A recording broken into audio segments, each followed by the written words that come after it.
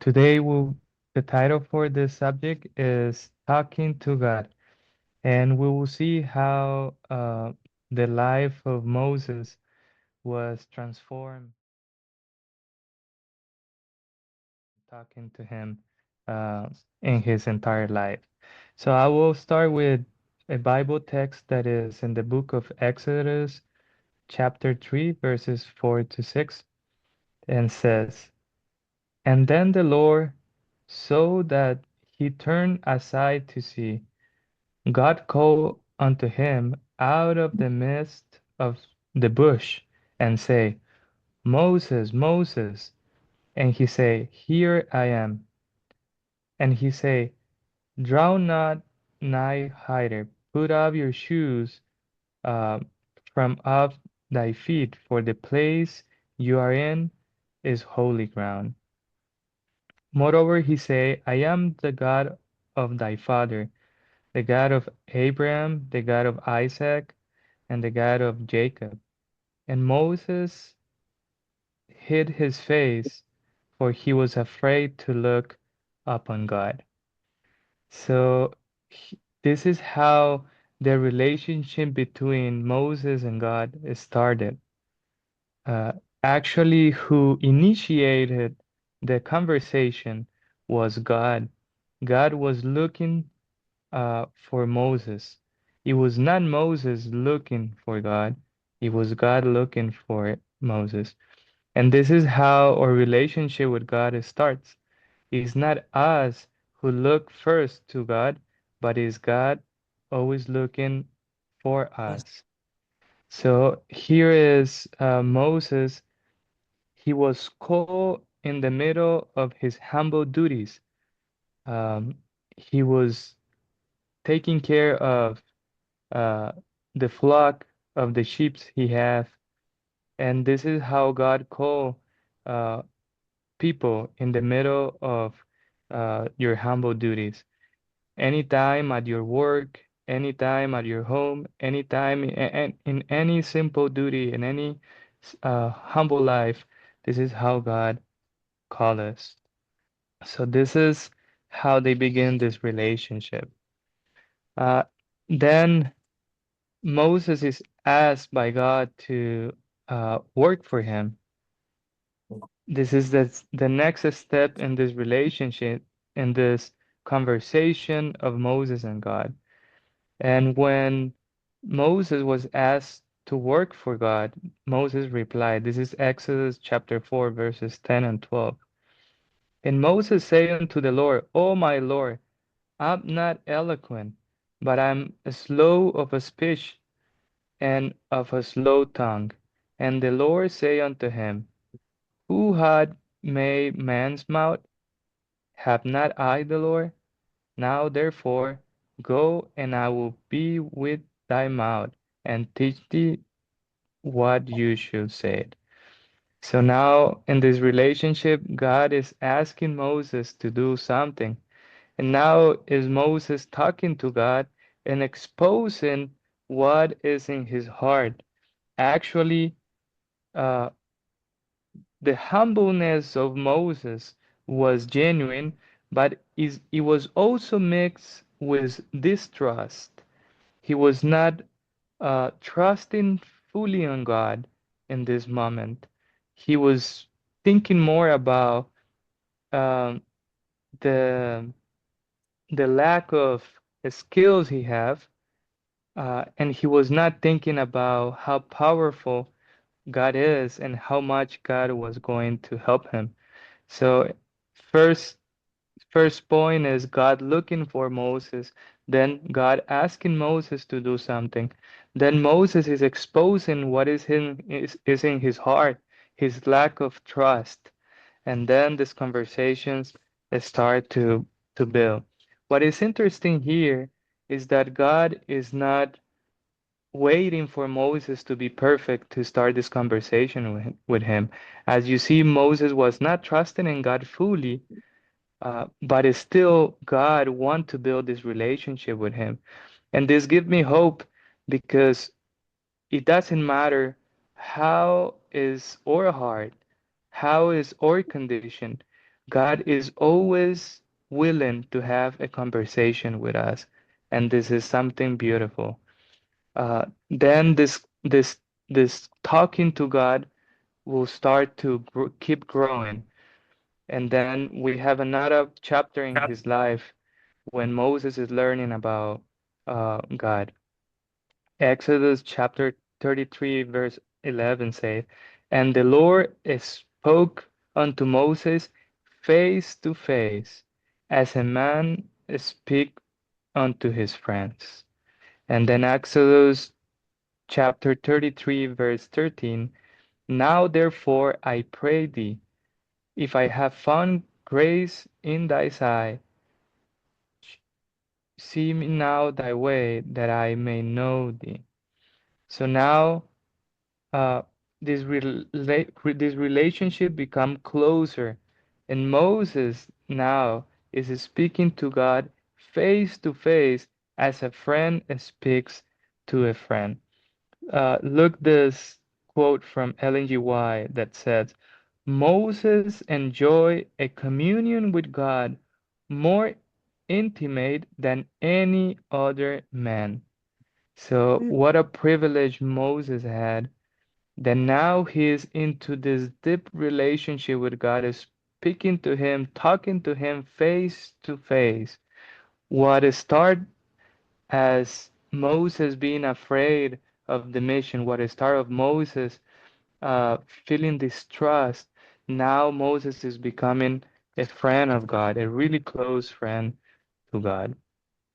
And then the highest part in this relationship between Moses and God, this conversation of Moses and God, is found when Moses start not thinking about himself, but using this special relationship he have with God to benefit other people.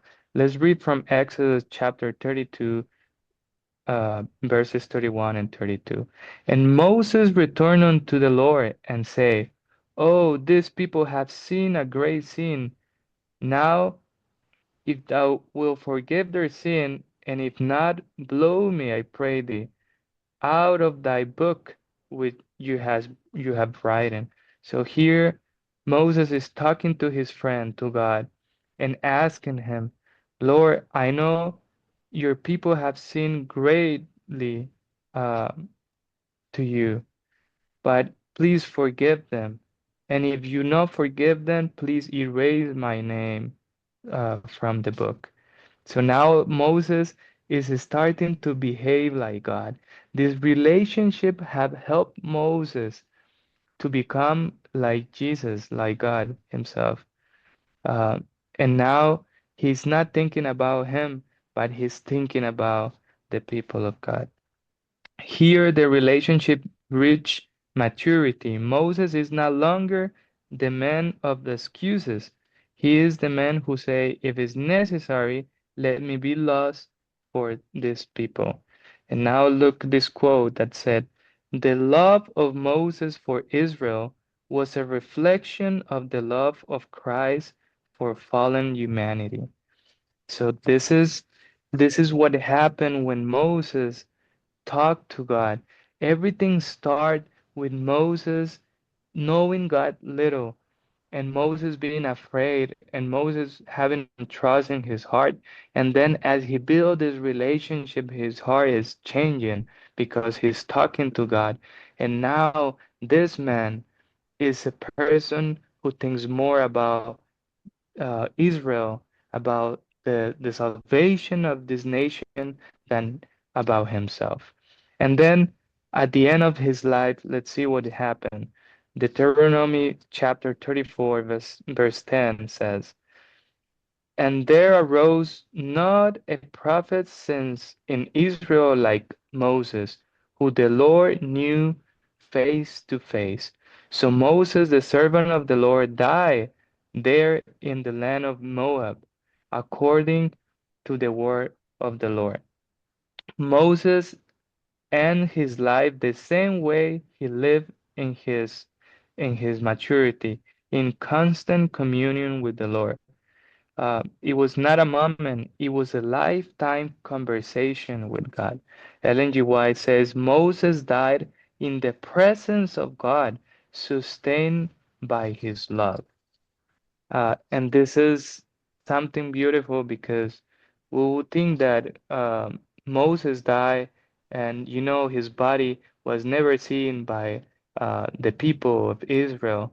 And probably you will think that the death of Moses was kind of a sad death because nobody was there to cry for him. But actually, his best friend was close to him. His best friend was God Himself. The presence of God and the angels were there. Even Jesus was fighting for the body of Moses. This is what the book of Jude says and talks about. Because uh, Moses' friend, God, the one who he was talking through his entire life, was close to him. So from the life of Moses, we learn uh, five important lessons that I want you to keep in your heart. The first lesson is that it's not you who's looking for God first. It is God looking for you. God is the one initiating this conversation. And then uh, the second thing we learn about the life of Moses and talking to God is that Moses had this trust in his heart. And this is how we come to God in the beginning. We come to God with all uh, this, you know, this trust, with all our failures, with all our defects of character. And then we start learning, and growing. But God accepts us as we are.